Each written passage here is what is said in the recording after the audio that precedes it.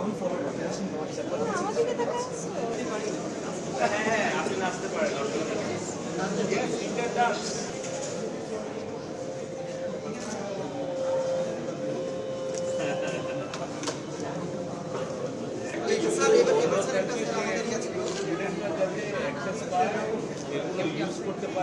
এটুকু বলতে পারি যে মাননীয় আইসিটি উপদেষ্টা মহোদয়ের নির্দেশনায়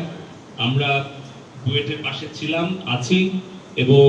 রোবোটিক্স থেকে শুরু করে সাইবার সিকিউরিটি, মাইক্রোচিপ ডিজাইনিং এবং আমাদের আর্টিফিশিয়াল ইন্টেলিজেন্স,